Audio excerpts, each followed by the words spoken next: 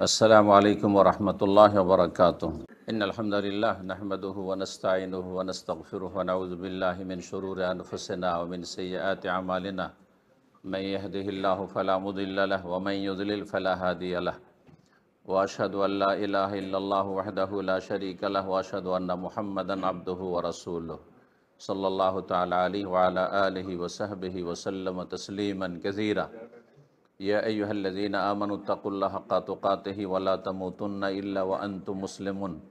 या अय्युहन्नासुत्तक़ू रब्बकुमुल्लज़ी ख़लक़कुम मिन नफ़्सिन वाहिदा व ख़लक़ मिन्हा ज़ौजहा व बस्सा मिन्हुमा रिजालन कसीरन व निसाअ वत्तक़ुल्लाहल्लज़ी तसाअलूना बिही वल अर्हाम इन्नल्लाहा काना अलैकुम रक़ीबा। या अय्युहल्लज़ीना आमनुत्तक़ुल्लाह व क़ूलू क़ौलन सदीदा युस्लिह लकुम अअमालकुम व यग़फ़िर लकुम ज़ुनूबकुम व मन युतिइल्लाह व रसूलहु फ़क़द फ़ाज़ फ़ौज़न अज़ीमा। अम्मा बाद फ़इन्न खैरल हदीस किताबुल्लाह व खैरल हदी हदी मुहम्मदिन सल्लल्लाहु अलैहि वसल्लम व शर्रल उमूरि मुहदसातुहा व कुल्लु मुहदसतिन बिदअह व कुल्लु बिदअतिन दलाला व कुल्लु दलालतिन फिन्नार। अऊज़ु बिल्लाहि मिनश शैतानिर रजीम। यरफ़ाइल्लाहुल्लज़ीना आमनु मिनकुम वल्लज़ीना ऊतुल इल्मा दराजात। সম্মানিত শ্রোতামণ্ডলী, আল্লাহ রাব্বুল আলামিনের প্রশংসা এবং প্রিয় নবী সাল্লাল্লাহু আলাইহি সাল্লামের উপর সালাত ও সালামের পর আজ ৩রা জিলকাদা ১৪৪৫ হিজরি মোতাবেক ১১ই মে ২০২৪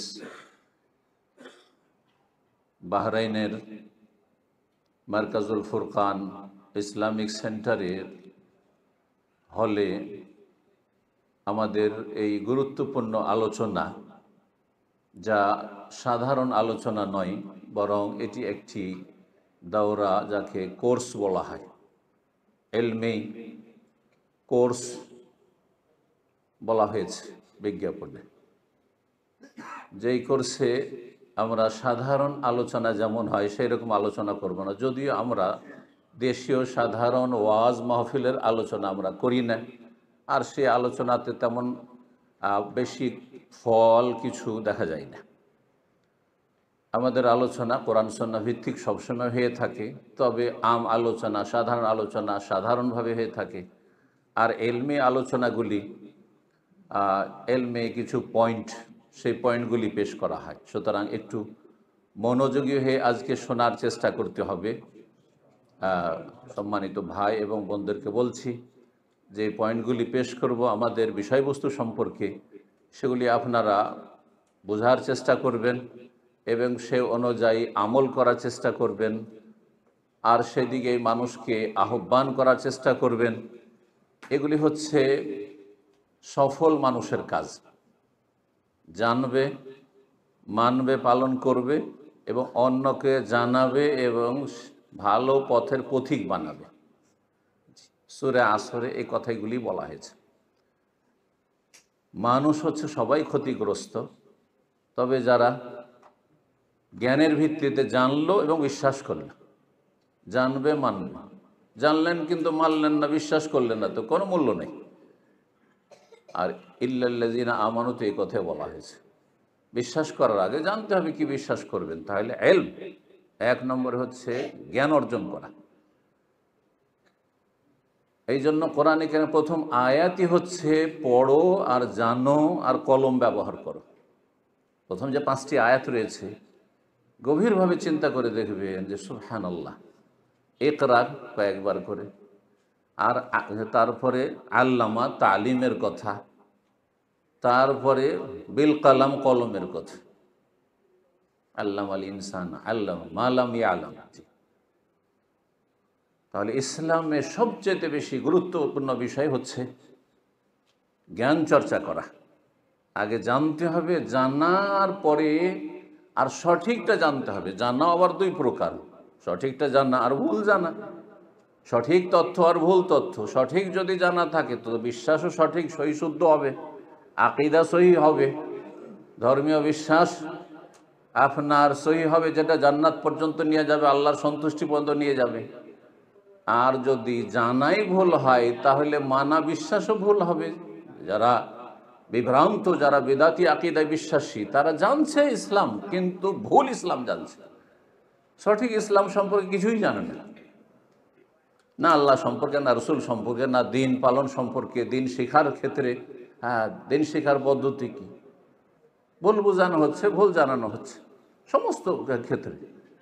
এমনকি মাসলা মাসাইলের ক্ষেত্রে, ফতোয়ার ক্ষেত্রেও তার শরঈ পদ্ধতি কি সেটা নিতে হবে কোত্থেকে, উৎস কোথায়, কোরআন সুন্নাহ ওয়াহি। কিন্তু তাদের ফতোয়াগুলি পড়ে দেখবেন যে তাদের উৎস হচ্ছে ফতোয়ার কিতাব, মানুষের কথা, আকওয়ালুর রিজাল, অমুক ফকি এ বলেছেন, অমুক এ বলেছেন, ব্যাস।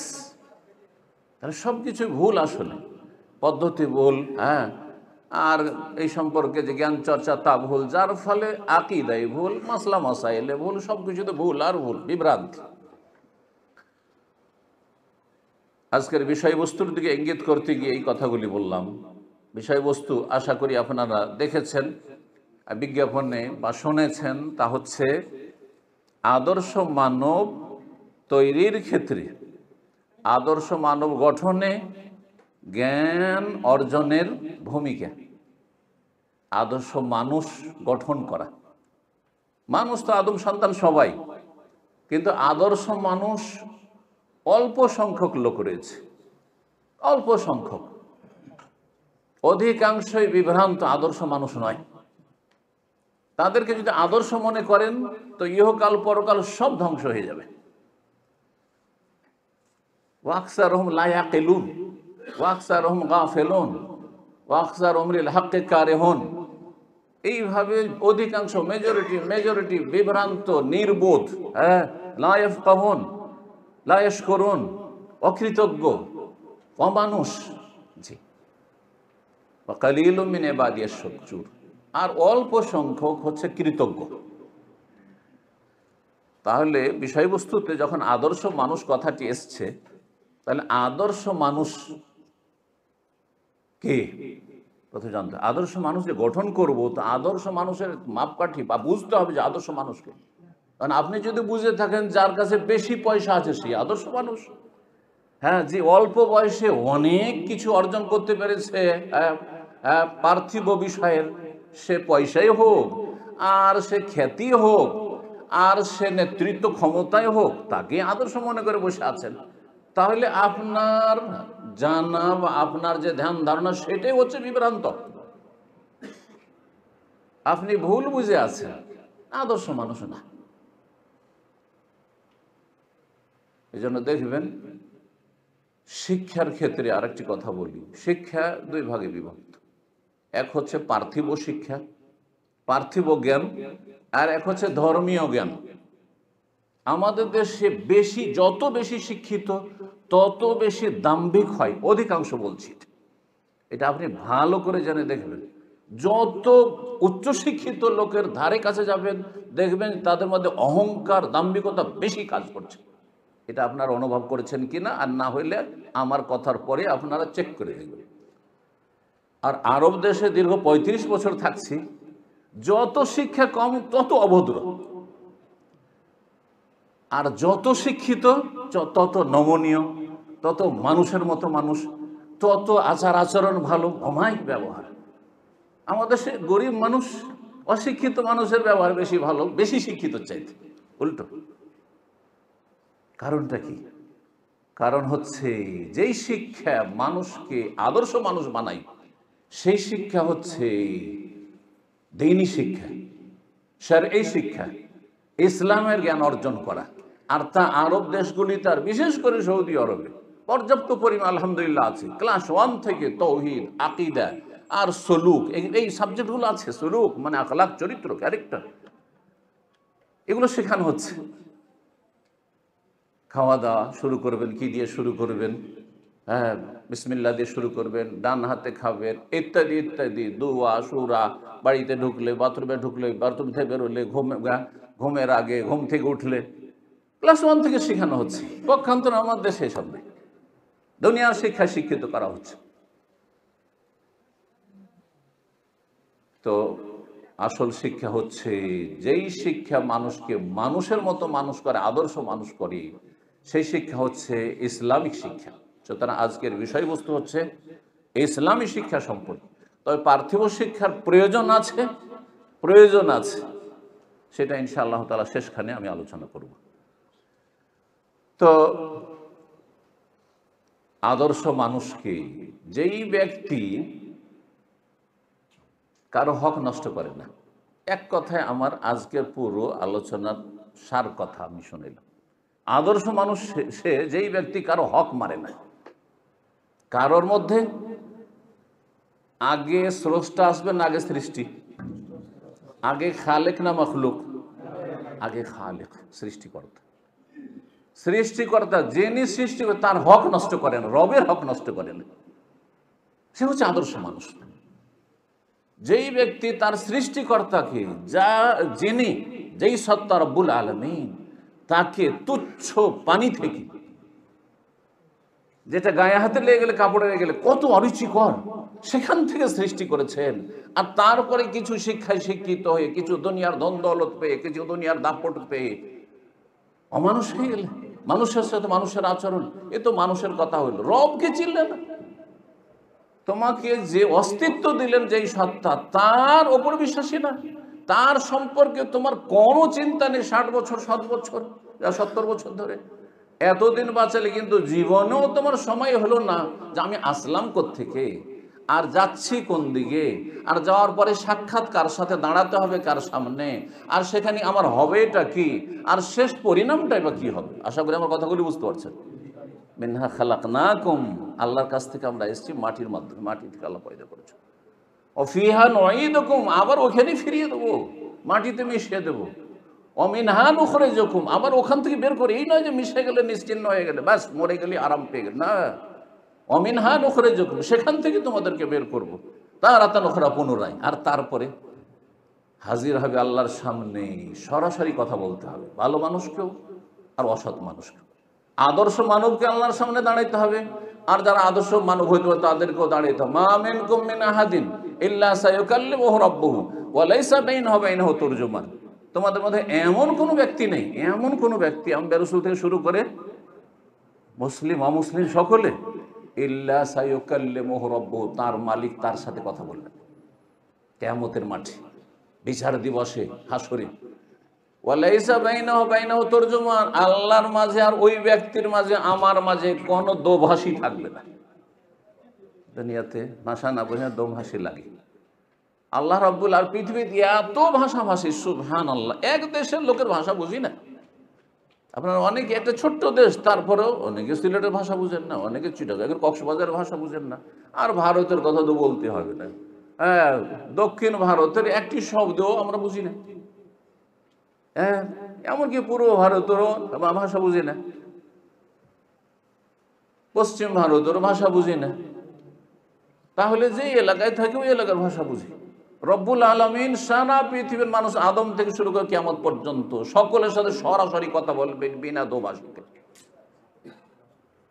এবং সেখানে শেষ পরিণাম জান্নাত না হয় জাহান্নাম। ডান দিকে দেখবে লায়রা ইল্লান্নার, ভালো মানুষ যদি হয় তাহলে তো জান্নাতের আশাবাদী হবে, না হইলে ডানে বামে অসৎ মানুষ, যে আদর্শ মানুষ হতে পারবে না, সে জাহান্নামের আগুন ছাড়া আর কিছুই দেখবে না। আল্লাহু আকবার।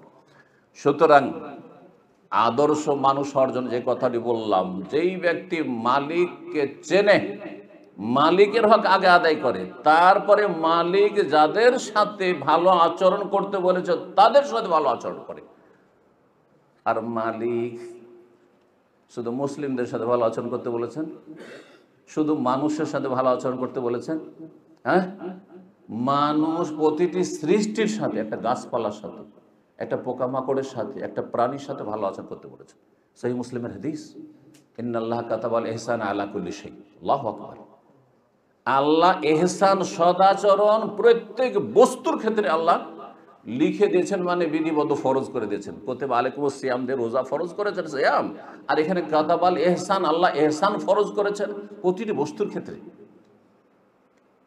আরে একটা গাছ, এই জন্য কখনো গাছ কাটা গোনা, হ্যাঁ, ছায়া দিচ্ছিল, ভালো কাজে আসছিল, আর গাছটা কেটে নষ্ট করে দিলেন। আর কখনো গাছ কাটা হচ্ছে নাকি? গাছ রোপণ করার নেকি। নবী সাল্লাল্লাহু আলাইহি ওয়াসাল্লাম কিয়ামত হয়ে গেছে, পশ্চিম থেকে সূর্য উঠে গেছে, কিন্তু এখনো তোমার দম আছে, এখনো তোমার আত্মা আছে, তুমি একটা গাছ যদি রোপণ করতে পারো করো। নবী সাল্লাল্লাহু আলাইহি ওয়াসাল্লাম হাদিস রয়েছে। এ হচ্ছে দ্বীনে ইসলাম। অথচ জানছেন যে আর লাভ নেই, এই তো কিছু মুহূর্ত, তারপর শেষ। সুবহানাল্লাহ, এই হচ্ছে দ্বীনে ইসলাম। দ্বীনে ইসলামের সৌন্দর্য। আদর্শ মানুষ এইভাবে তৈরি হতে হবে। রব্বুল আলামিন যেন আমাদের আদর্শ মানুষ হিসাবে কবুল করেন।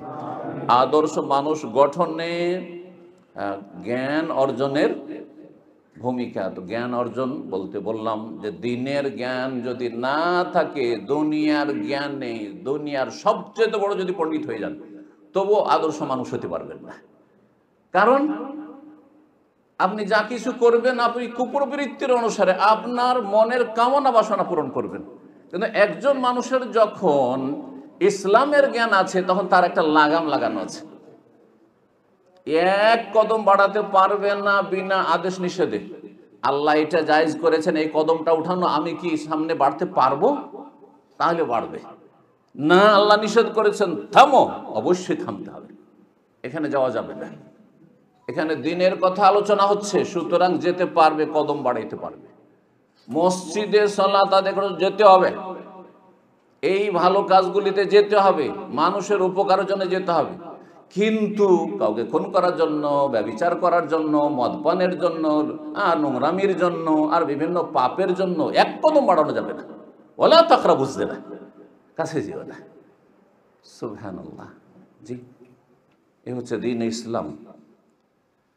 তো যেই ব্যক্তির দিনের জ্ঞান থাকবে, সে জানে যে কোনখানে আমি কদমটা উঠাইতে পারবো, সামনে বাড়তে পারবো, কোনখানে আমাকে একেবারে থেমে যেতে হবে, পিছপা হইতে হবে। হঠাৎ করে ঢুকেছেন, দেখছেন যে এখানে গান বাজনা চলছে, এখানে মদের আসর চলছে, তাড়াতাড়ি সেখান থেকে পালায়ন করতে হবে। ফালা তাকুদ বাদা যিকরা মাল কওমিজ জালিমিন। এটা দুনিয়ার জ্ঞানে শিখাবে।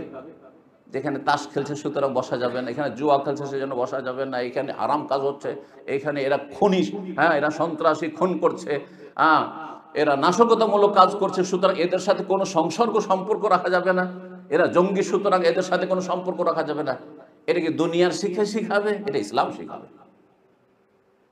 আদর্শ শিক্ষা সেই শিক্ষা, যেই শিক্ষায় কারো হক, যেই শিক্ষা বলে যে কারো হক নষ্ট করা যাবে না, রবের হক নষ্ট করা যাবে না, রবের যত সৃষ্টি আছে কারো হক নষ্ট করা যাবে না। আমার আসল এই বিষয়বস্তু থেকে মোটামুটি সাধারণ মানুষের জন্য এতটুকু বক্তব্য যথেষ্ট। রব্বুল আলামিন দিনের জ্ঞান চর্চার অনেক ফজিলত, অনেক মহত্ব, গুণাগুণ বর্ণনা করেছেন, নবী সাল্লাল্লাহু আলাইহি সাল্লাম বর্ণনা করেছেন। আমরা কেন জ্ঞান অর্জন করব? আদর্শ মানুষ গঠনে এলমের, জ্ঞান চর্চার বিকল্প কিছু নেই। এলম হাসিলের, জ্ঞান চর্চার বিকল্প কিছু নেই। যে আপনি জ্ঞান অর্জন করবেন না, আল্লাহর দ্বীন সম্পর্কে ওহীর জ্ঞান চর্চা করবেন না, জানবেন না, আর আপনি একটা আদর্শ মানুষ হয়ে যাবেন, এটা অসম্ভব। এই জন্য রব্বুল আলামিন বলছে, ইন্নামা ইয়াখশাল্লাহ মিন ইবাদিহিল উলামা। আল্লাহর বান্দাদের মধ্যে যারা জ্ঞানী, তারাই সত্যিকার অর্থে আল্লাহকে ভয় করে। আল্লাহর ভয় লাগাম লাগানো আছে, না এখানে যাওয়া যাবে না, এই কথাটা বলা যাবে না, এটা মিথ্যা কথা, এই কথা চর্চা করা যাবে না, এটা গীবত, এই কথাটি বলা যাবে না, কারণ এটা চুগলখড়ি হয়ে যাচ্ছে, জি, ইত্যাদি ইত্যাদি, এটা ধোঁকাবাজি হয়ে যাচ্ছে। বলা যাবে না যে এটা হচ্ছে আপনার তৈরি, ধরেন চায়নার, আর আপনি বলবেন যে জাপান, এটা বলা যাবে না, স্টিকার লাগানো যাবে না। এটা কোথা থেকে শিখবেন আপনি? এটা পয়সাওয়ালাদের কাছ থেকে শিখতে পারবেন, এটা হিরো, যারা দুনিয়ার হিরো তাদের কাছ থেকে শিখতে পারবেন, দুনিয়ার বিজনেস পড়ে শিখতে পারবেন, দুনিয়ার আর কোনো সাবজেক্ট, সায়েন্স টেকনোলজি পড়ে শিখতে পারবেন, আপনি মেডিকেল সায়েন্স পড়ে শিখতে পারবেন। এই একমাত্র ওহীর জ্ঞান অর্জন করে, চর্চা করে আদর্শ মানুষ হয়ে শিখতে পারবেন। কোনটা কথা বলা যাবে, কোনটা বলা যাবে না, কোনটা করা যাবে, কোনটা করা যাবে না, কোন সময় উঠতে হবে, কোন সময় বসতে হবে, হ্যাঁ কখন ঘুমাইতে হবে, কখন ঘুমানো যাবে না। চিন্তা করুন, ফজরের সময় ঘুমিয়ে থাকছেন, হারাম ঘুমান আপনার, এটা শিখবেন কোত্থেকে? জি, আপনার ওপর আল্লাহর ক্রোধ নাযিল হচ্ছে যখন আপনি ফরজ আদায় করার সময় ঘুমিয়ে থাকছেন। আর যেই সময় যা ঘুমাতে হবে সেই সময় যদি না ঘুমান, সারা রাত ধরে আপনি ইন্টারনেট আর সোশ্যাল মিডিয়া নিয়ে জায়েজ নাজায়েজ আর সব কিছুই আপনি বিচরণ করছেন, তা আল্লাহ সন্তুষ্ট হচ্ছে? কখনো জেগে থাকে আল্লাহ অসন্তুষ্ট, কখনো ঘুমালে আল্লাহ অসন্তুষ্ট। এটা জানবেন কোত্থেকে? যখন জানবেন তখন আদর্শ মানুষ হবেন। জি, আল্লাহ যেন বুঝার তৌফিক দান করেন। সত্যিকার অর্থে জ্ঞানীরা, ওলামা মানে আমাদের দেশের আবার হুজুরেরা ভুল তর্জমা করে, হ্যাঁ, আর বলে যে আলেম মানে মাদ্রাসা পড়া হইলে সত্যিকার ভয় করে। মাদ্রাসা পড়াও বেঈমান মেলা আছে, মাদ্রাসা পড়া মেলা আদম ব্যাপারী আছে, মাদ্রাসা পড়া মেলা হারাম হারাম খাচ্ছে, হারাম ব্যবসা করছে। তো মাদ্রাসা পড়া বোঝানো হয়নি। ওলামা মানে আলেমের বাবা হচ্ছেন জ্ঞানী, জ্ঞান চর্চা যারা করে, সে জ্ঞান চর্চা সহি জায়গা থেকে, হ্যাঁ, বিশুদ্ধ উৎস থেকে, যে উৎস খাঁটি উৎস, যেখানে গেলে সঠিক জ্ঞান পাবেন, সেখান থেকে জ্ঞান চর্চা। মাদ্রাসায় পড়লেন কিন্তু বিদাতি মাদ্রাসায় ভ্রান্ত ইসলাম শেখানো হচ্ছে, তাহলে কিসের আল্লাহর ভয় আপনার? হ্যাঁ, যে কোনো অপরাধ করে ফেলবেন আপনি।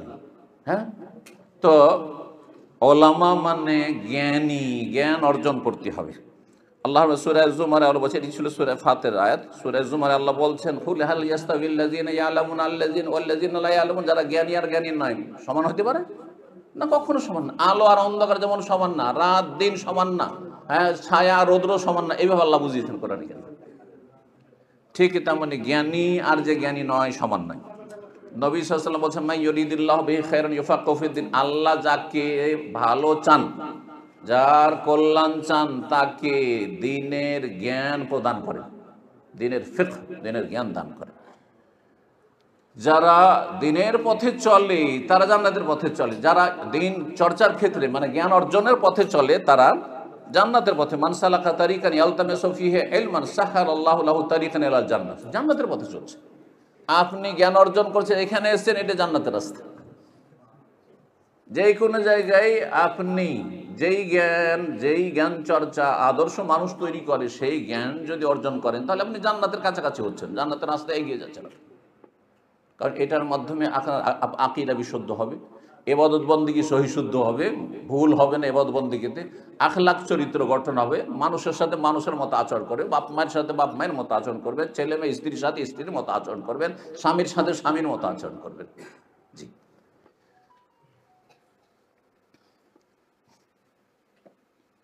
সাহাবী আবু দারদা রাদিয়াল্লাহু তাআলা আনহুর একটি উক্তি রয়েছে, তিনি বলছেন, কোন আলেমান, তুমি হয় জ্ঞানী হও, জ্ঞান চর্চা করে জ্ঞানী হয়ে যাও, আর মুতাআল্লিমান, যদি তুমি জ্ঞানী না হইতে পারো এরকম, তো মুতাআল্লিমান তুমি একজন স্টুডেন্ট হও, ছাত্র হও, শিখতে থাকো, শিখতে থাকো।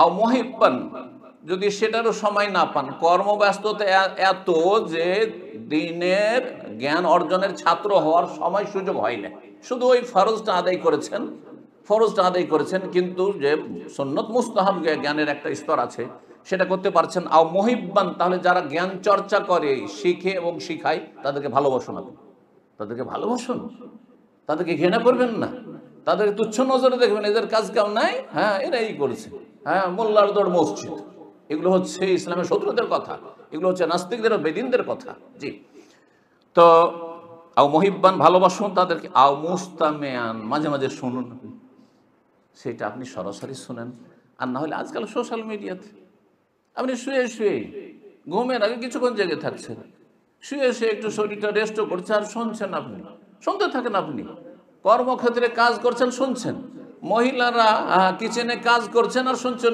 বহু মহিলা পৃথিবীতে আছে আলহামদুলিল্লাহ, আজকাল সহি ইলমের চর্চার ক্ষেত্রে মহিলারা এত এগিয়ে আছে যে বহু জায়গাতে আমার কাছে খবর আসে যে ও সারাদিন শুনতে থাকে, যখন কাজ করে কিচেনে দিনই আলোচনা চালিয়ে দিয়েছে, ডেইলি শুনতে আছে, ওতে অনেক জ্ঞান হাসিল করে নিয়েছে, আলাদা করে সময় বের করতে হয় না। কমপক্ষে শোনুন, ওলা তাকুনিল খামাসা, 5 নম্বরে যাবেন না, 4টার একটা হন, ফাতাহলিক, না হলে সর্বনাশ হয়ে যাবে, ধ্বংস হয়ে যাবে। জি, সাহাবী বলেছে, সাহাবীর কথার গুরুত্ব রয়েছে রাসূলুল্লাহ সাল্লাল্লাহু আলাইহি ওয়াসাল্লামের পরে। দিনের জ্ঞান অর্জন করব বা জ্ঞান অর্জন করব, এর গুরুত্ব এত বেশি কেন? এই জন্য যে জ্ঞান চর্চার মাধ্যমে প্রথম যে পয়েন্টটি, প্রথম কাজ হবে, সেটা আপনি হাসিল করবেন। প্রথমে বলেছি যে আপনি আপনার রবকে চিনতে পারবেন, মারিফাতুর রব। শাইখুল ইসলাম আহমদ আব্দুল্লাহ রাহিমাহুল্লাহ একটি খুব গুরুত্বপূর্ণ কিতাব রয়েছে, ছোট্ট পুস্তিকা, আর বিভিন্ন ব্যাখ্যা বিশ্লেষণ হয়েছে তার। সেটা হচ্ছে উসুলুস সালাসা, হ্যাঁ, বা সালাসাতুল উসুল, 2 নামে পরিচিত। তিনটি মূলনীতি, ইসলামের তিনটি মূলনীতি। তিনটি মূলনীতিতে কি বলা হয়েছে? এক নম্বরে, একজন মানুষের মতো মানুষ, সত্যিকারের আদর্শ মানুষ হওয়ার জন্য আল্লাহ সম্পর্কে মারিফাতুল্লাহ, আল্লাহর জ্ঞান অর্জন করা, আল্লাহর মারিফত। এই বেদাতি সুফিদের মারিফত নয়, এটা হচ্ছে গোমরাহি, ভ্রষ্টতা। এই ব্যাখ্যা কোরআন হাদিসের নেই। আর চার ইমাম আবু হানিফা, শাফি, মালিক, আহমেদ তেমনি এই সুফিদের পীর মুরিদদের মারিফতের কথা। কিন্তু মারিফত মানে আল্লাহর পরিচিতি, আল্লাহকে চেনবেন আপনি, আল্লাহর সাথে পরিচিত হবেন আপনি। যার যত কারো সাথে বেশি পরিচয় হবে, তার সাথে তত বেশি সুসম্পর্ক হবে। সুতরাং আল্লাহর সাথে পরিচিত হইতে হবে, আল্লাহ সম্পর্কে জ্ঞান অর্জন করতে হবে। দুই নম্বর ফায়দা হচ্ছে আল্লাহ রসুল সাল্লাল্লাহু আলাইহি ওয়াসাল্লামের সাথে পরিচিত হওয়া, মারিফাতুর রসুল। রসুল্লাহ সাল্লাল্লাহু আলাইহি ওয়াসাল্লাম সম্পর্কে যত জানবেন তত বেশি আপনি তার কি হবেন? অনুসারী হবেন, তার ফলোয়ার হবেন, আপনি তাকে ভালোবাসবেন, আপনি তার পথের পথিক হবেন। আপনি কোন দুনিয়ার সেলিব্রিটির ভক্ত হবেন না। আজকাল অধিকাংশ মুসলিম যুবক যুবতীরা দুনিয়ার সেলিব্রিটিদের ভক্ত, কারণ তাদের আল্লাহর সাথে পরিচিতি নেই তেমন, আর তাদের রাসূলুল্লাহ সাল্লাল্লাহু আলাইহি ওয়াসাল্লামের সাথে পরিচিতি নেই। এই জন্য জিজ্ঞাসা করেন রাসূলুল্লাহ সাল্লাল্লাহু আলাইহি ওয়াসাল্লাম বাপ দাদার নাম কি বলতে পারবেন? রাসূলুল্লাহ সাল্লাল্লাহু আলাইহি ওয়াসাল্লাম বংশ পরিচয় কি বলতে পারবেন? রাসূলুল্লাহ সাল্লাল্লাহু আলাইহি ওয়াসাল্লাম নবুয়তের জীবন কতদিন তা বলতে পারবেন? রাসূলুল্লাহ সাল্লাল্লাহু আলাইহি ওয়াসাল্লাম কি করেছেন, কি করেননি, কি ছেড়ে গেছেন তাও বলতে পারবেন। তাহলে আমরা জ্ঞান চর্চা করব আদর্শ মানুষ হওয়ার জন্য, কারণ আল্লাহর সম্পর্কে জ্ঞান অর্জন এক নম্বর উদ্দেশ্য। দুই নম্বর হচ্ছে নবী সাল্লাল্লাহু আলাইহি ওয়াসাল্লাম সম্পর্কে জ্ঞান অর্জন উদ্দেশ্য। তিন নম্বর হচ্ছে আল্লাহর দ্বীন সম্পর্কে জ্ঞান অর্জন হচ্ছে উদ্দেশ্য। এই তিনটি মূলনীতির কথা বিস্তারিত দলিল সহকারে সেই কিতাবটিতে আলোচনা করা হয়েছে, বাংলায় অনুবাদ হয়েছে, তার সংক্ষিপ্ত ব্যাখ্যা অনুবাদ হয়েছে। সুতরাং আমরা বলবো ভাইদেরকে, বোনদেরকে, এই কিতাবটি অথবা এই কিতাবের ব্যাখ্যাটি পড়ার চেষ্টা করবেন বা শোনার চেষ্টা করবেন। তাতে হবে কি, আল্লাহর সাথে আপনার সম্পর্ক ভালো হবে, রাসূল সাল্লাল্লাহু আলাইহি ওয়াসাল্লামের সাথে সম্পর্ক ভালো হবে, আপনার সম্পর্ক ভালো হবে আপনার দ্বীনের সাথে, ঈমান ইসলামের সাথে। রব্বুল আলামিন যেন কবুল করেন। আল্লাহর সাথে যদি সম্পর্ক খারাপ হয়, আল্লাহকে যদি ভুলে যান, কারণ আপনি জ্ঞান অর্জন করেননি, জ্ঞান চর্চা করেননি। আল্লাহ বলছে ওয়ালা তাকুনু কাল্লাযিনা নাসুল্লাহ, ওদের মতো হয়ে যেন যারা আল্লাহকে ভুলে গেছে। কাফেররা আল্লাহকে ভুলে গেছে, আপনারা জন্মসূত্রে মুসলিম তাও আল্লাহকে ভুলে গেছে। আল্লাহর কথা আপনার দেমাগেই থাকে না। 5 ওয়াক্ত চলে গেল, দিন কয়েকদিন যাওয়ার পর সপ্তাহ চলে গেল, মাস চলে গেল, বছর চলে গেল, ওই রমজানে একটু কিছু ধর্মকর্ম করলাম, ব্যাস হয়ে গেল। যদি এইরকম ভুলে যাও যে 11 মাস আল্লাহকে ভুলে থাকলে, তাহলে আল্লাহ কি করবেন? ফাআনসাহুম আনফুসাহুম, আল্লাহও ভুলিয়ে দেবেন তোমাদের। আল্লাহ ভুলে যাবেন, আল্লাহ উপেক্ষা করে। ভুলে যাও মানে আল্লাহ তো ভুলেন না। ওমা কানা রাব্বুকা নাসিয়া, কোরআনরা বলছেন। কিন্তু আল্লাহর ভুলে যাওয়া মানে উপেক্ষা করা, জানার পরে কারো গুরুত্ব না দেওয়া আর কারো খোঁজ খবর না নেওয়া, এটা হচ্ছে উপেক্ষা করা। এই জন্য এখানে তাফসীর হচ্ছে আল্লাহ উপেক্ষা করবে। জি, ওয়াকাযালিকাল ইয়াউমা তুনসা, তুমি ভুলেছিলে দুনিয়াতে, আজকে তোমাকে ভুলে যাওয়া হয়েছে, মানে তোমাকে উপেক্ষা কর, তুমি উপেক্ষিত আজকে হাসরের মাঠে। নবী সাল্লাল্লাহু আলাইহি সাল্লাম সম্পর্কে জ্ঞান অর্জন সম্পর্কে কোরআনে কারীমে আল্লাহ বলছে ওয়ারাল্লাযিনা উতুল ইলমাল্লাযী উনজিলা ইলাইকা মির রাব্বিকা হুয়াল হক, যাদেরকে জ্ঞান প্রদান করা হয়েছে, জ্ঞান চর্চা যারা করেছে, তারাই শুধু এটা মনে করে যে আল্লাযী উনজিলা ইলাইক, যেটা তোমার উপর নাজিল করা হয়েছে কোরআনে কারীম, সেটা হচ্ছে হুয়াল হক, সেটা হচ্ছে সত্য। তাহলে জ্ঞান চর্চা ছাড়া আপনি আপনি এই হেদায়েত পাবেন না, সঠিক রাস্তা পাবেন না আপনি। আর এই রাস্তা যদি কোরআনের রাস্তা না পান, তাহলে জান্নাত কখনো যেতে পারবেন না। জি, কোরআন হচ্ছে হাবলুল্লাহ, আল্লাহর রশি। এই রশিকে যদি মজবুত করে ধরেন, তাহলে আল্লাহর সান্নিধ্য লাভ করবেন। দুনিয়াতে আল্লাহর সান্নিধ্য লাভ করলেন যখন, তখন এই রাস্তা সিরাতে মুস্তাকিম আপনাকে জান্নাতে পৌঁছে দেবে, এই সরল পথ।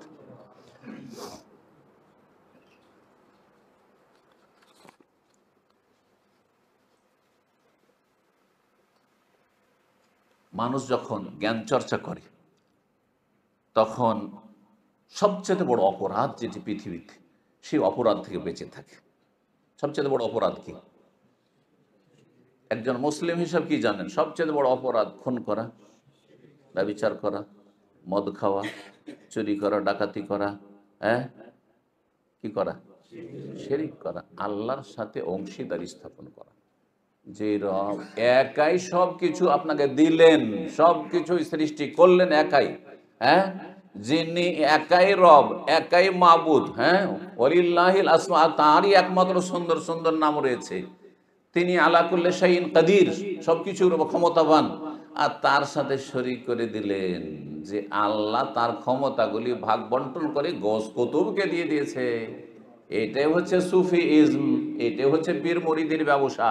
যার ফলে পীর মুরিদিতে বিশ্বাসী হয়ে কখনো জান্নাতের কাছাকাছি হওয়া যাবে না, বরং যত এই এই এই পথের পথিক হবেন তত বেশি জান্নাত থেকে দূরে হয়ে যাবেন আর জাহান্নামের কাছাকাছি চলে যাবেন। আল্লাহ যেন আমাদেরকে সঠিক বুঝ দান করেন। সবচেয়ে বড় অপরাধ হচ্ছে শিরক। কোরআনে আল্লাহ বলছেন লোকমান হাকিমের ভাষায়, তার ছেলেকে যেসব ওসিয়ত উপদেশগুলি দিয়েছিলেন আল্লাহর হকের ক্ষেত্রে, মানুষের হকের ক্ষেত্রে, বাপ মায়ের হকের ক্ষেত্রে, এক নম্বর ওসিয়ত ছিল ইয়া বুনাইয়া, হে বৎস, লা তুশরিক বিল্লাহ, আল্লাহর সাথে শরীক স্থাপন করিও না, কারণ ইন্না শিরকা লাযুলমুন আযীম, শিরক হচ্ছে মহাপাপ, সবচেয়ে বড় পাপ, জুলমে আজিম। অন্য কোনো অপরাধ সম্পর্কে আল্লাহ বলেনি জুলমুন আজিম। জি, আল্লাহর হক যে নষ্ট করে সে মানুষের হকের কি পরোয়া করবে? আল্লাহরই হক নষ্ট করে দেয়। যে আল্লাহ যদি 1-2 মিনিটের জন্য শ্বাস বন্ধ করে দেয়, করোনার যুগে দেখে নিয়েছেন অধিকাংশ করোনার রোগী যারা মারা গেছে, শ্বাসকষ্টে মারা গেছে, হ্যাঁ, মারা গেছে না? জি, যতটা প্রয়োজন ততটা পাচ্ছেন না, যার ফলে শেষ। সেই রব্বুল আলামিনের যে হক আদায় করলাম, তো মানুষকে মানুষ কি করে মনে করবে? বাপ মাকে কি করে বাপ মায়ের মতো মনে করবে? স্ত্রীকে কি করে স্ত্রী মনে করবে যে আমার জীবন সঙ্গিনী? স্বামীকে স্বামী বলে কি করে হক আদায় করবে? জি, সুতরাং সবচাইতে বড় অপরাধ হচ্ছে শিরক। যেই ব্যক্তি রবের সাথে শিরক করতে পারে সে ব্যভিচার করতে পারে না। হ্যাঁ, স্ত্রীর সাথে শরিক করলো, স্বামীর সাথে শরিক করলো, সে রবের সাথে শরিক করে দিতে পারছে। সুতরাং সে, তার ক্ষেত্রে আপনি কখনো নিরাপদ না, কখনো নিরাপদ না। বেতন নিচ্ছে আপনার, হ্যাঁ, কোম্পানিতে, আর কাজ করছে অন্য জায়গায়, ধোঁকাবাজি করছে। এটা সেই ব্যক্তি করতে পারে যেই ব্যক্তি আল্লাহ রাব্বুল আলামিনের যথাযোগ্য মর্যাদা দেয় না। ওমা কাদারুল্লাহ হাক্কা কাদরিহি, আল্লাহ যথাযোগ্য তার আল্লাহর মর্যাদা দেয় না। কারণ আল্লাহ সবকিছু দেখছেন, আল্লাহ সবকিছু জানছেন, সবকিছুর হিসাব নেবেন, আর আল্লাহর সামনে দাঁড়াইতে হবে। এগুলির পরেও সে এইরকম ধোঁকাবাজি করছে, এইরকম অন্যায় কাজগুলি করছে। তো ইলমের মাধ্যমে মানুষ শিরক মুক্ত, সবচেয়ে বড় অপরাধ থেকে মুক্তি লাভ করতে পারে। এর দলিল কি শোনেন, সূরা আলে ইমরান আয়াত নম্বর 18-তে আল্লাহ বলছেন শাহেদ আল্লাহ, প্রথম সাক্ষী আল্লাহ, নিজেই সাক্ষী দিচ্ছেন, স্বয়ং সাক্ষী দিচ্ছেন, আন্নাহু লা ইলাহা ইল্লাহু, তিনি ছাড়া কোনো সত্য মাবুদ নেই। আর কে সাক্ষী দিচ্ছেন? 2 নম্বরে ওয়াল মালাইকাতু, সমস্ত ফেরেশতা সাক্ষী দিচ্ছেন, মালায়েকা সাক্ষী দিচ্ছেন। আর কে সাক্ষী দিচ্ছেন? ওয়া উলুল ইলমি কায়িমান বিল কিসত, যারা জ্ঞানী তারা ন্যায়ের ওপর প্রতিষ্ঠিত হয়ে সাক্ষী দিচ্ছে। তাহলে জ্ঞানী সত্যিকার অর্থে যারা, তারা যারা জ্ঞান অর্জন করে ন্যায় নীতি অবলম্বন করেছে। এখন কেউ জ্ঞান অর্জন করলো, ইসলামিক সেন্টারে কিছু শিখলো, কেউ ইসলামিক বই পুস্তক পড়লো, কেউ মাদ্রাসা পড়লো আর বড় উচ্চ ডিগ্রি নিল, মদিনা ইউনিভার্সিটি পড়লো আর বড় বড় ইউনিভার্সিটিতে পড়াশোনা করলো আর ডক্টর নিল, কিন্তু তারপরে কায়েমাম বিল কিসত, ন্যায় নীতি অবলম্বন করলো না, সে অন্যায় কাজ করলো, আল্লাহর হকের ক্ষেত্রে, মানুষের ক্ষেত্রে বেআমল হয়ে গেল, তাহলে সে সবচেয়ে নিকৃষ্ট। জানার পরে যেই ব্যক্তি আমল করেন না, সে যে জানে না, যার ফলে ভুল করছে, তার চাইতে বেশি অভিশপ্ত। এই জন্য সূরা ফাতিহাত আল্লাহ রাব্বুল আলামিন গায়রিল মাগদুবে আলাইহিম ওয়ালাদ-দাল্লিন, মাগদুব কারা জানেন? মাগদুব ওরা যারা জানে তারপরও আমল করলো না, কর্ম করলো না। আর এই গুণটি ইহুদিদের ছিল, যথেষ্ট ধর্ম সম্পর্কে জ্ঞান ছিল, তাওরাতের জ্ঞান ছিল, হ্যাঁ, কিন্তু তারা বলছে না না না না, মুহাম্মদ আমাদের বংশে, ইসহাক বংশে, ইয়াকুব বংশে কেন আসলো না, ইসমাইল বংশে মানবো না। কুফারান হাসাদান, আল্লাহ পাক বলছে, জানার পরে যে মানলো না। আর দল্লিন, যে জানার চেষ্টা করলো না, অজ্ঞ মূর্খ, সেই জন্য মানলো না, জানতে পারলে মানতো। কিন্তু অজ্ঞতার কারণে অজ্ঞ থেকে গেল, আর মানল সেও অপরাধী, কিন্তু যে জানার পরে মানে না তার চাইতে কম অপরাধী।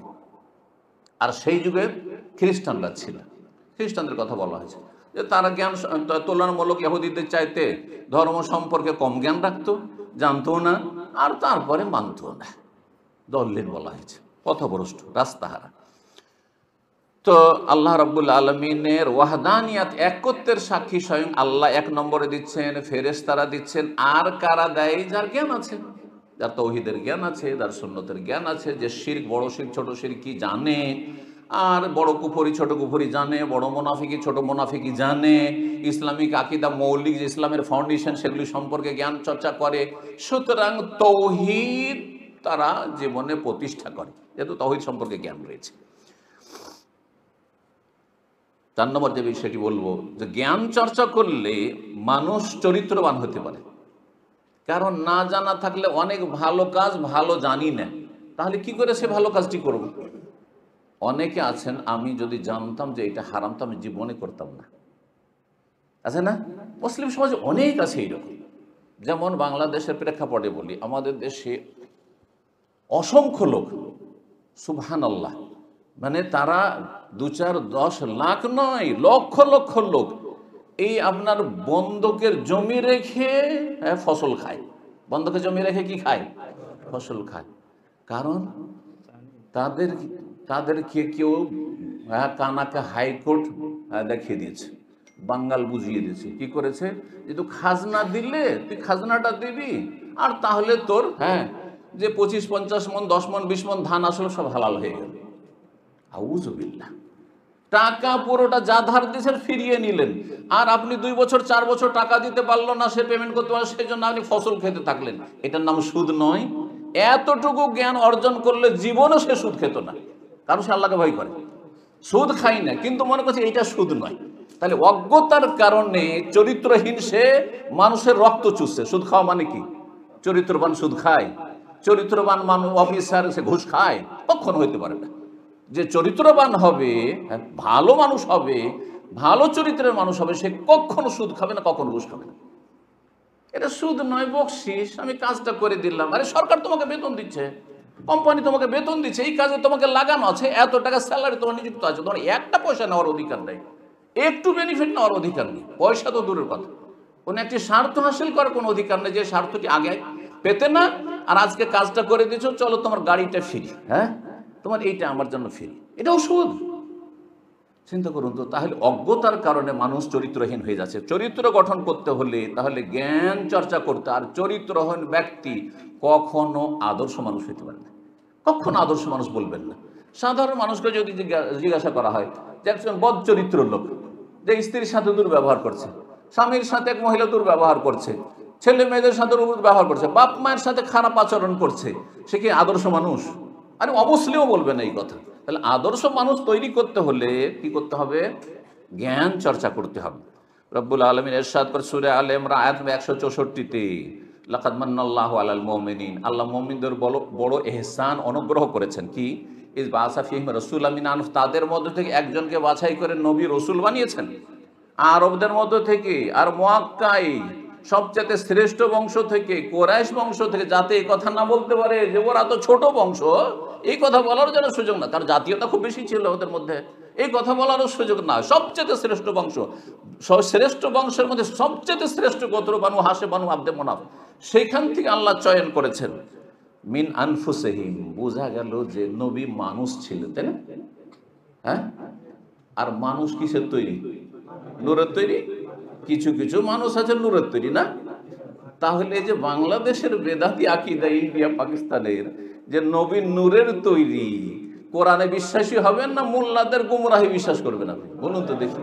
মিন আনফুসিহিম, ওদের মধ্যে থেকে একটা, যার বাপ ছিল আব্দুল্লাহ, মা ছিল আমেনা, ছেলে মেয়েও ছিল, ছেলে মেয়েও আছে, বাপ মা আছে, তারপর মাঝখানে একটা নূর চলে আসলো, নাকি? যে মাটির তৈরি না। কত গুমরাহি, চিন্তা করুন তো দেখি। এই গুমরাহির আকীদা নিয়ে আপনি জান্নাত পাবেন? তাহলে এখানে গুমরাহি। আসল বিষয়ে আসি, চরিত্র গঠন। চরিত্র গঠন তখনই হবে যখন জ্ঞান চর্চা করবেন আপনি। কি বলছেন? নবীর কাজ কি ছিল? ডিউটি ইয়াতলু আলাইহিম আয়াতিহি, মানুষকে আল্লাহর আয়াত পড়ে পড়ে তিনি শোনাইতেন।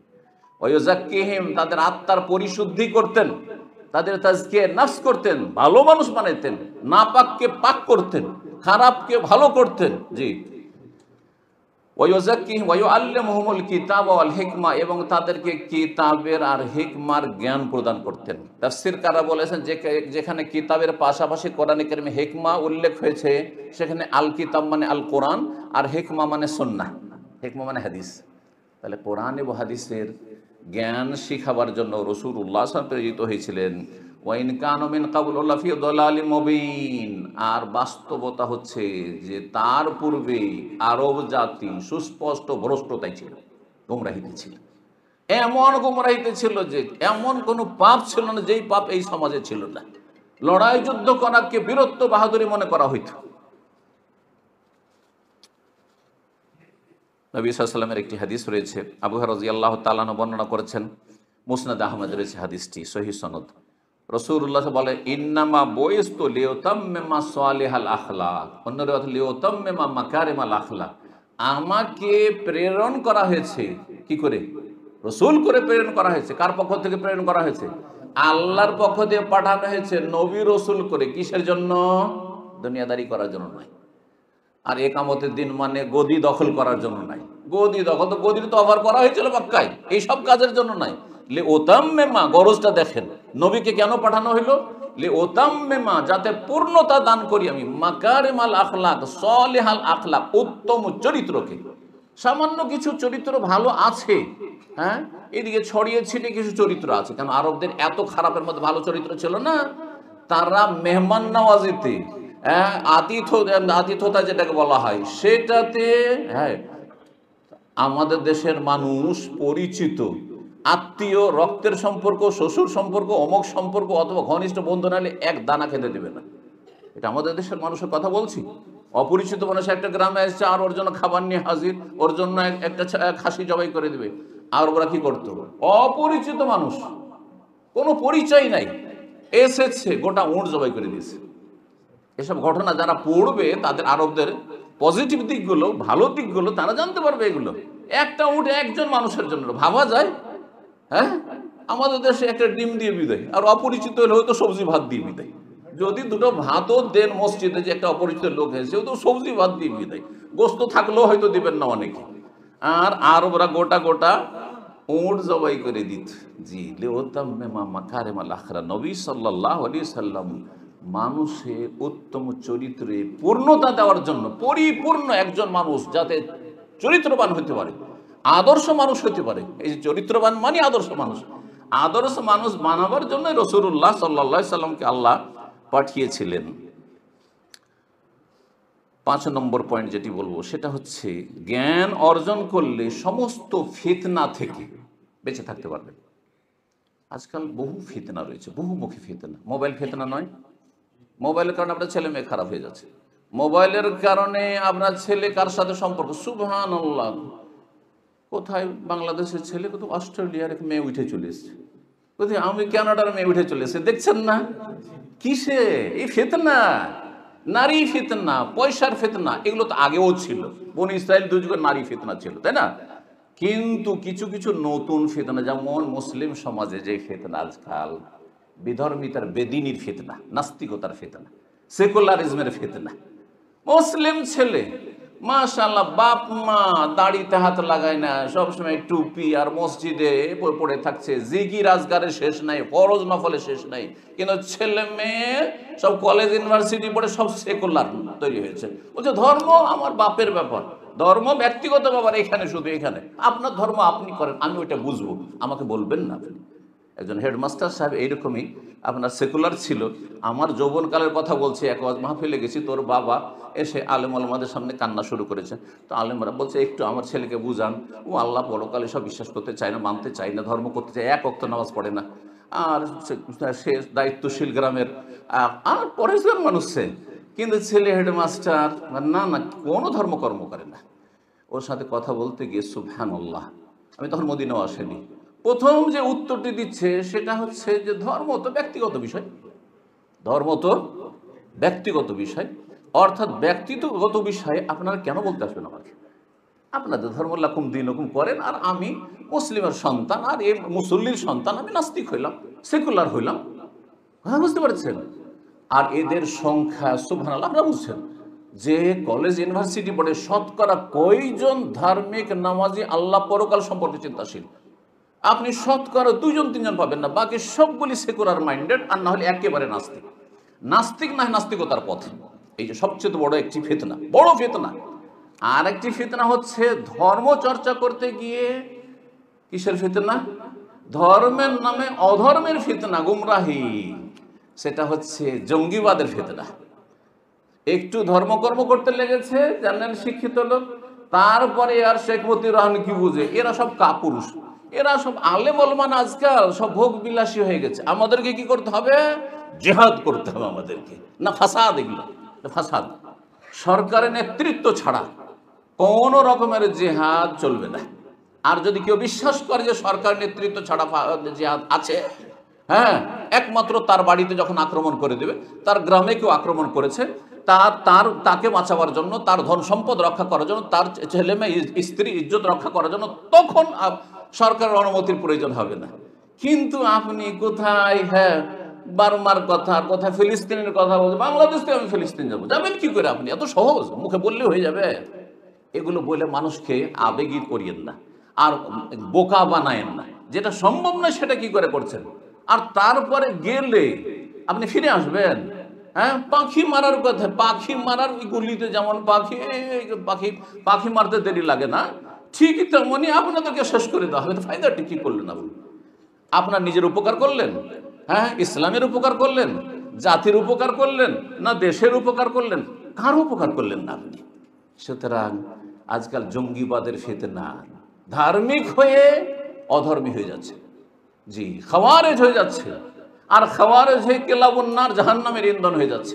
এক গর্ত থেকে উঠে এসেছিল, নাস্তিকতার গর্ত থেকে, বেনামাজি হওয়ার গর্ত থেকে, বিভিন্ন পাপে জড়িয়েছিল। ধার্মিক হয়ে এত চরমপন্থী হয়ে গেল, যার আলেম ওলামা এরা সব মোনাফেক, এরা সব কপট, এরা সব ভীতু, হ্যাঁ, কাপুরুষ ইত্যাদি কত রকমের। এ দেওয়া হচ্ছে রিয়াল খোর, ডলার খোর, এরা ইহুদিদের দালাল, অমুক তমুক, এগুলো কথা বলছে না? জি, সাবধান এই ফিতনা থেকে। আপনার 2 গর্ত থেকে, আমি এই কথাটি সবসময় বলি, 2 গর্ত থেকে ছেলে মেয়েকে যদি বাঁচাতে পারেন তাহলে আপনি সফল বাবা। এক গর্ত হচ্ছে নাস্তিকতা আর সেকুলারিজমের গর্ত, হ্যাঁ, বেদিনীর গর্ত। আর একটা হচ্ছে বদ্দিনীর গর্ত। যারা সামান্য উর্দু বুঝে, বেদিনী মানে দিন নেই, আর বদ্দিনী মানে দিন আছে কিন্তু খারাপ দিন, বদ, খারাপ দিন। খারাপ দিন হচ্ছে জঙ্গিবাদ, খাওয়ারেজদের মানহাজ।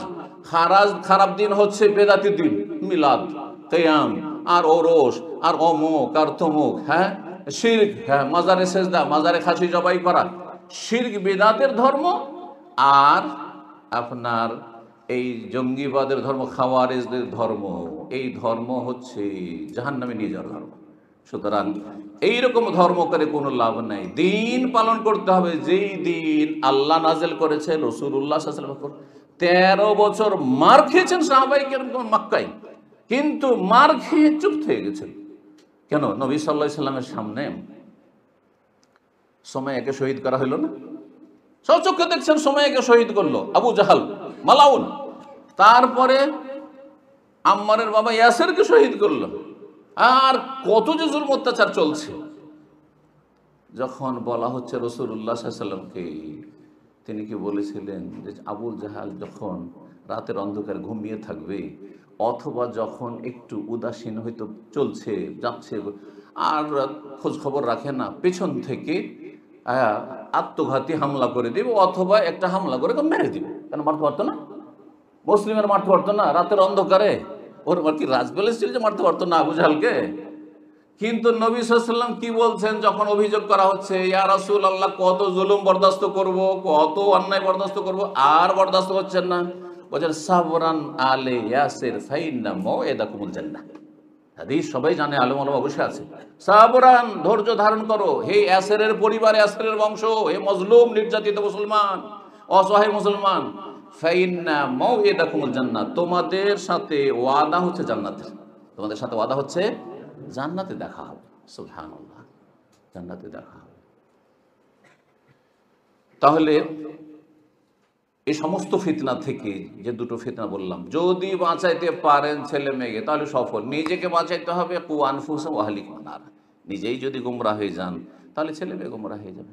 নিজেই গোমরা হয়ে যান তো বহু লোক আপনার কারণে, বন্ধু মহল সব পথভ্রষ্ট হয়ে যাবেন। তাহলে ফিতনা থেকে বাঁচতে হইলে কি করতে হবে? জ্ঞান চর্চা করতে হবে। ফিতনা দুই রকম, শাহওয়াত কুপ্রবৃত্তির ফিতনা আর শুবহাত সংসারী ফিতনা। শুবহাতের ফিতনাগুলি বললাম, এই যে নাস্তিকতা, সেকুলারিজম এক গর্ত, আর এক গর্ত হচ্ছে জঙ্গিবাদের গর্ত অথবা শিরক বেদাতের গর্ত, মাজার পূজার গর্ত, আর আপনার এইসব মিলাদ কিয়াম আর এইসব ধর্মকর্ম, আর মরার নামে চিল্লা বা কি বলছে এইসব চল্লিশা, আর এই আপনার ভোজ মোজ, এই গর্ত, এই দুই গর্ত থেকে বাঁচতে হবে। এটি শুবহাত। আর শাহওয়াত হচ্ছে কুপ্রবৃত্তি, মনের কামনা বাসনা, বিভিন্ন পাপে জড়িয়ে যাওয়া। হ্যাঁ, যখন দেখছে যে আর তো গ্রামের লোক এখানে নেই, আর এখানে কি আমাকে চিনছেও না, এলাকার কোনো মানুষ নেই, তখন হ্যাঁ কোথাও কোনো মেয়ের সাথে হ্যাঁ একবারে ফ্রেন্ডশিপ হয়ে গেল, আর ওকে নিয়ে ঘুরে বেড়াচ্ছে, বাহারাইনে ঘুরে বেড়াচ্ছে কাউকে নিয়ে। ও আমাকে তো কেউ চেনেন না, কারণ আমার এলাকার লোক তো দেখেন না। এই যে শাহওয়াতের ফেতনা, কুপ্রবৃত্তির ফেতনা। শাহওয়াতের ফেতনা, যে সুযোগ পেয়েছে, ক্যাশে বসিয়েছে মালিক, সুতরাং এখান থেকে টাকা টান। কোম্পানি এমন কিছু কাজ দিয়েছে যেখানে লাখ লাখ টাকার কারবার নিয়ে উধাও হয়ে যায়। এগুলো হচ্ছে কুপ্রবৃত্তির ফিতনা, শাহওয়াতের ফিতনা। এইসব ফিতনা থেকে কখন বাঁচবেন? যখন জ্ঞান অর্জন করবেন। জ্ঞান অর্জন না করলে, যাদের জ্ঞান নেই পরকাল সম্পর্কে, যাদের জ্ঞান নেই আল্লাহর কুদরত সম্পর্কে, আল্লাহর এলম সম্পর্কে, আল্লাহর ক্ষমতা সম্পর্কে, আল্লাহর পাকড়াও সম্পর্কে, তারা যে কোনো কিছু অপরাধ করতে পারে। কিন্তু যার জ্ঞান আছে, না একটা পয়সা নেবেন, আল্লাহ দেখছেন, কেউ না দেখলেন। 6 নম্বর বিষয় সংক্ষেপে বলি, সময় যথেষ্ট হয়ে গেছে।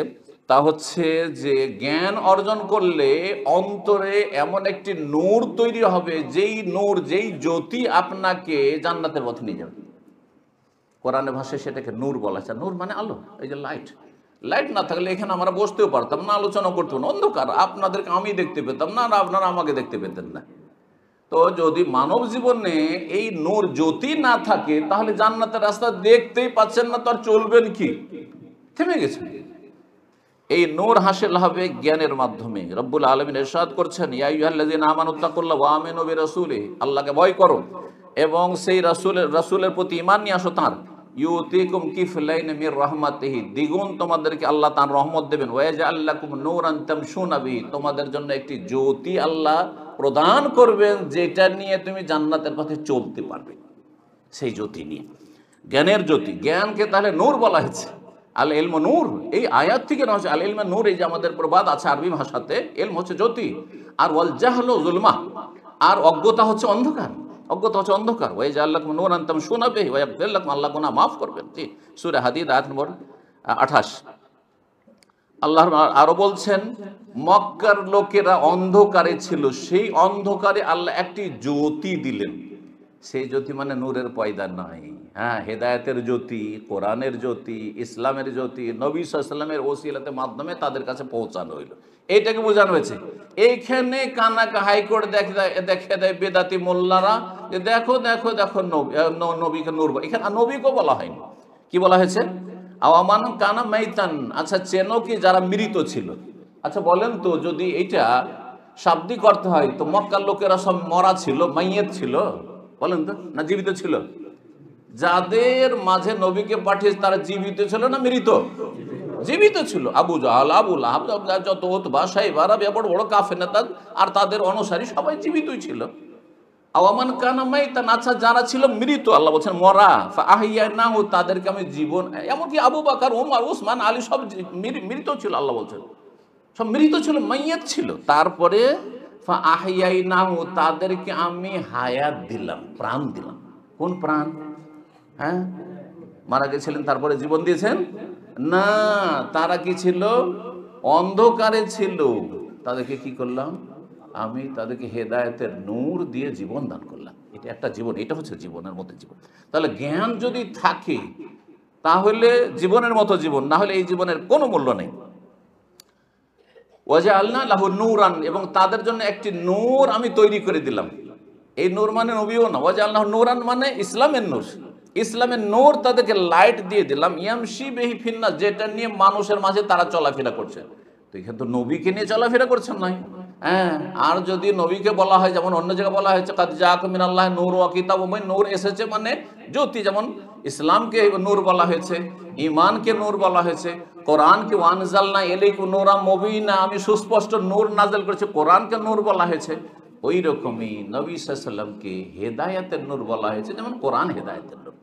আল্লাহ যেন সঠিক বুঝদান করেন। কিন্তু নবী ইন্নামা আনা বাশারুম মিসলুকুম, মানুষ, যেটা আগে বললাম, আর সেদিকে আর এর বেশি যাচ্ছি না।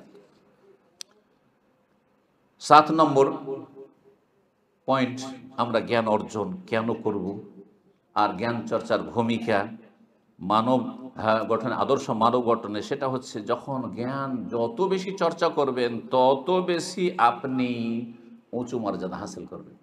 ওপরে যদি উঠতে হয়, সম্মানিত হইতে হয়, তাহলে কি করতে হবে? জ্ঞান চর্চা করতে হবে। আমি বেশি দূরে যাব না, আমার কথাই বলি।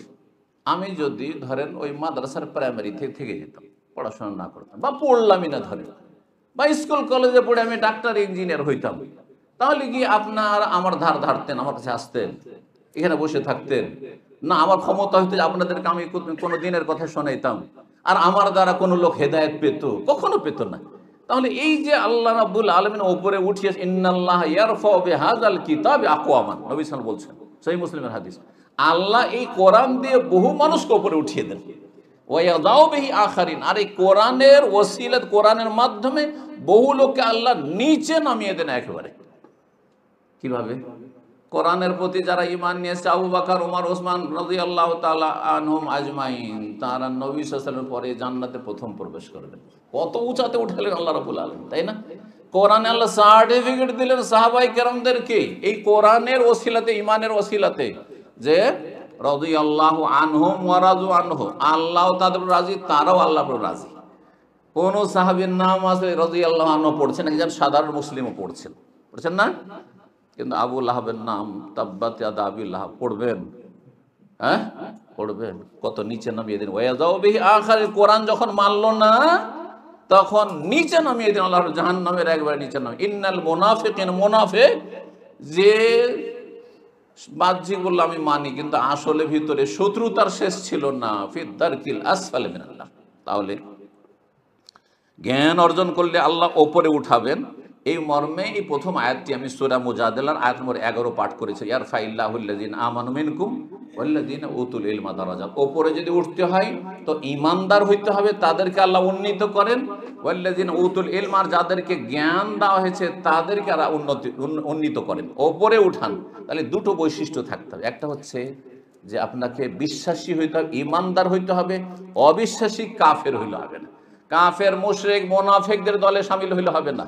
মুসলিম ঘরে জন্ম নিয়েছেন, মুমিন, ঈমানদার, বিশ্বাসী মুসলিম হইতে হবে, সম্মানিত হওয়ার জন্য আল্লাহর কাছে দুনিয়া আখিরাতে। আর ওয়াল্লাযিনা উতুল ইলমা, যাকে যত বেশি জ্ঞান দেওয়া হয়েছে, দারাজাত, শুধু একটি মর্যাদা নয়, বহু মর্যাদা আল্লাহ উঁচু করবেন, বহু গুণে আল্লাহ রাব্বুল আলামিন তাদেরকে উন্নীত করবেন। আল্লাহ রাব্বুল আলামিন যেন আমাদেরকে দ্বীনের জ্ঞান অর্জনের তৌফিক দান করেন বেশি বেশি। 8 নম্বর যে বিষয়টি, এছাড়া বহু ফজিলত রয়েছে কিন্তু সময়ের স্বল্পতার জন্য ছেড়েছি। 8 নম্বর যে বিষয়টি বলে সেটা হচ্ছে যে যখন আপনি কাউকে ভালো কথা বলতে যাবেন, তখন প্রথম যে বিষয়টির প্রয়োজন হবে সেটা কি? জ্ঞান। আপনি না জেনে কেমন করে বলবেন? যে একজন লোককে বলছেন যে চলো ভাই নামাজ পড়ি, তাহলে নামাজের গুরুত্বটা জানতে হবে প্রথম। আর তারপরে যদি বলেন নামাজ তো ভাই পড়তে বলছো, তো নামাজের একটু দোয়া সুরা একটু শিখিয়ে দাও, বলছে তা ভাই আমি জানি না, কি বলবে? মূর্খ কোথাকার, নিজে আগে শিখে যাও। হ্যাঁ, তুমি নিজেই জানো না, আমাকে কি শিখাবে? তাহলে দাওয়াত দেওয়ার জন্য, কাউকে ভালো কথার দিকে ডাকার জন্য প্রথম যেটি লাগবে সেটা হচ্ছে আল্লাহ বাসির। আল্লাহ করে বলছেন কুল হাযিহি সাবিলি, হে নবী বলো এটা হচ্ছে আমার পথ, এটা হচ্ছে আমার পথ, দাওয়ার পথ, মানুষকে ভালো কাজের দিকে ডাকা, হ্যাঁ, ভালো মানুষ হওয়ার দিকে ডাকা। আদউ ইলাল্লাহি আলা বাসিরা, আমি আল্লাহর দিকে ডাকবো, আমার ব্যক্তি স্বার্থের দিকে নয়। আলা বাসিরা, জ্ঞানের সাথে, চোখ খুলে। জি, চোখ খুলে মানে জেনে শুনে আগে জানবো, আর তারপরে ভালো পথে ডাকবো। আপনি আপনার স্ত্রীকে বলছেন যে এটা করা যাবে না, তাহলে জানতে হবে যে এটা করার হুকুম কি। আর আন্দাজে বলে দিবেন আপনি, হ্যাঁ আপনার ওই গাছের ফল পড়ার মতো, আমরা ছোট কালি করতাম, ঢেল মারতে আছি, 2-4টা মারছি, মিস করতে করতে একটা পড়ে গেল, তো এইভাবে তার শিখাইলে হবে না। আল্লাহ রাব্বুল আলামিন যেন সঠিক বুঝ দান করেন। সুতরাং দাওয়াতি ময়দানে কাজ করতে হবে নিজে জানার পরে, আমল করার পরে, আর তার জন্য জ্ঞানের কোনো বিকল্প নেই। সূরা ইউসুফ আয়াত নম্বর 108 আল্লাহ বলছেন যে বসিরতের সাথে জানার পরে তুমি মানুষকে ডাকতে থাকবে। এটা হচ্ছে আম্বিয়া রসুলগণের আদর্শ। তো বলছিলাম এই মর্মে যে এই জ্ঞানের গুরুত্ব সম্পর্কে ইমাম আহমদ রাহমাহুল্লাহর একটি উক্তি বলি। তিনি বলছেন, ইন্না হাজাতান নাসি ইলাল ইলমি ফাওকা কুল্লি হাজা, মানুষের সবচেয়ে বেশি প্রয়োজন হচ্ছে পানির নয় আর খাবারের নয়, শ্বাস প্রশ্বাসেরও নয়, বরং সবচেয়ে বেশি প্রয়োজন হচ্ছে জ্ঞানের। বলছেন যে খাদ্য পানীয়, রুটি পানি দিনে এক দুবার পেলেও দিন পাত হইতে পারে। দিনে যদি একবারও রুটি পান আর পানি পান বা দুবার পান তো কাজ চলে যাবে। ওয়ান্নাসু মুহতাজুনা ইলা ইলমি ক্বাবলা আল খুবজ ওয়াল মা, আর মানুষ জ্ঞানের মুখাপেক্ষী রুটির আগে আর পানির আগে। কারণ ভালো ভালো খাবার খেলেন আর ভোগ বিলাসিতার জীবনযাপন করলেন, কিন্তু ঈমান ইসলামবিহীন, জ্ঞানবিহীন মরলেই জাহান্নাম, কবর আযাব শুরু হয়ে গেছে। দাফন করুক আর না করুক আযাব শুরু হয়ে গেছে। সুতরাং জ্ঞান অর্জন করুন, আল্লাহ রাব্বুল আলামিন যেন তৌফিক দান করেন। জ্ঞান অর্জন করবেন কেন? নিজের জাতিকে সঠিক পথের দিকে ডাকার পরে। পৃথিবীর অধিকাংশ মানুষ ইসলামের গণ্ডির বাইরে আছে। আজকেও পৃথিবীর হয়তো 3 ভাগের 1 ভাগ বা 4 ভাগের 1 ভাগ, 3 বা 4 ভাগের 1 ভাগ মুসলিম আর বাকি সব অমুসলিম, ঠিক কিনা? তাহলে চিন্তা করুন যে পৃথিবীতে যত মানুষ রয়েছে যে সংখ্যায়, তার 4 ভাগের 1 ভাগ 20% মুসলিম, আর বাকি 75% লোক। এরা এই অবস্থায় দুনিয়া থেকে চলে গেলে সবগুলি তো জাহান্নামের ইন্ধন হবে। আপনার মতো তাদের রক্ত মাংস রয়েছে, কেন মায়া নাই তাদের উপর যে তারাও জাহান্নাম থেকে বাঁচুক, তারাও আল্লাহর শাস্তি থেকে বাঁচুক, তারা সঠিক পথ পাক, তারা পাপ মুক্ত হোক। সুতরাং তাদেরকে যদি দিনের দিকে ডাকতে হয়, এই যে গুরু দায়িত্ব আমাদের ওপর রয়েছে, আর এটি অত্যন্ত গুরুত্বপূর্ণ কাজ, এটি আম্বিয়া রসুলগণের পেশা, তাহলে তার জন্য জ্ঞান শিখতে হবে। আল্লাহ রাব্বুল আলামিন আপনাদের সকলকে বেশি বেশি জ্ঞান চর্চা করার তৌফিক দান করেন। শেষখানে বলতে চেয়েছিলাম 10 নম্বর পয়েন্ট, অথবা 11 নম্বরে চলে এসেছি 10 নম্বর পয়েন্ট, তা হচ্ছে পার্থিব জ্ঞান। এতক্ষণ তো দিনের জ্ঞানের কথা বললাম, অনেকে গরজ করেন না, একবারে জিরো অবস্থায়।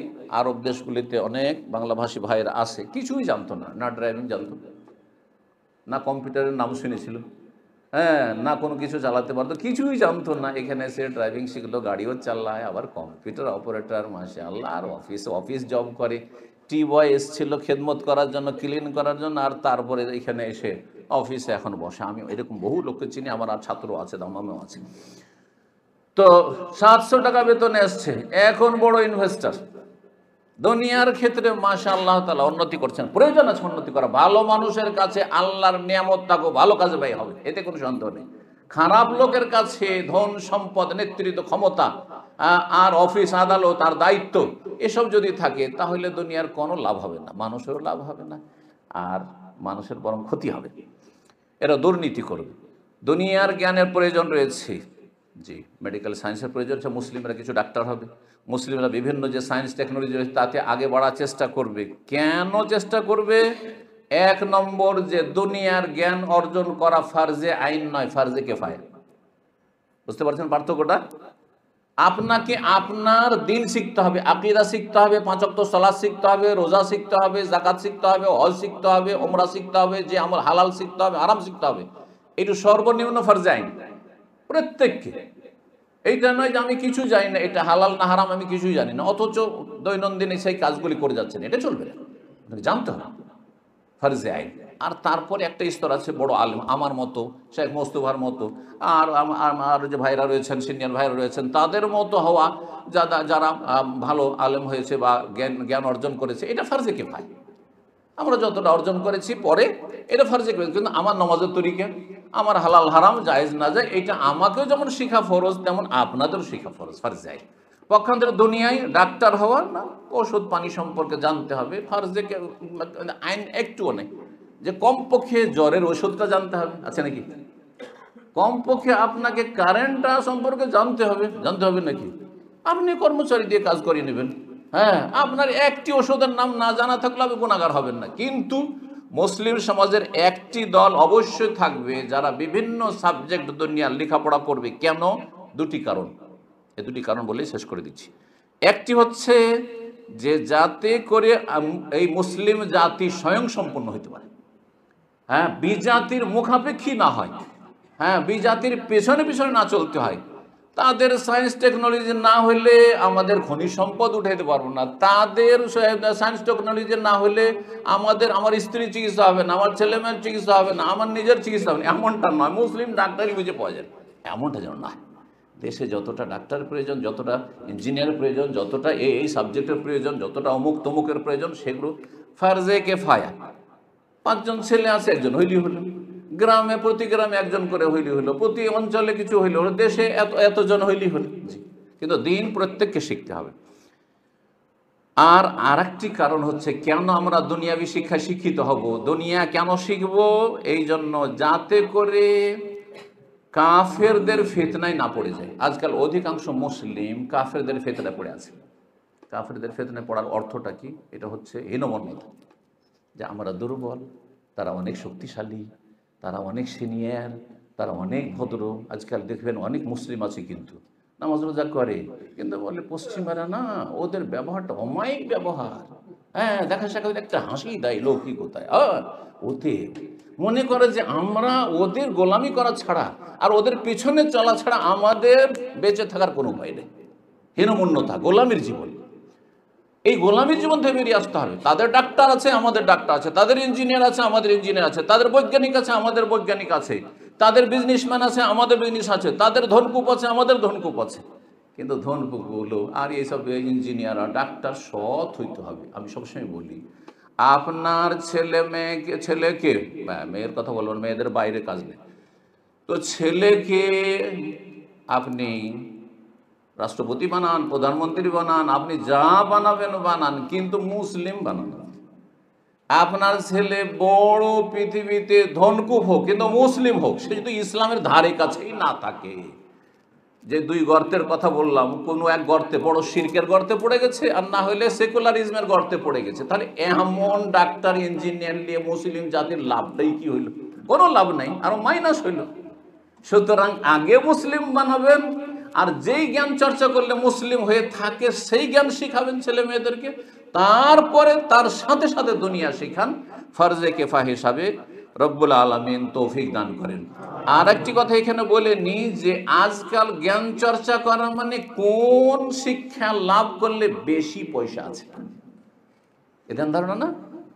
হ্যাঁ, বলছে আজকাল এর ভালো সুযোগ আছে, হ্যাঁ, এর এই সাবজেক্টটা লেখাপড়া করলে ভালো আই ইনকাম আছে, কিন্তু ভালো স্কোপ আছে, হ্যাঁ, ভ্যাকেন্সি আছে, তো অমুক আছে, তমুক আছে, মেলা ভাষা তাদের আছে, আছে না?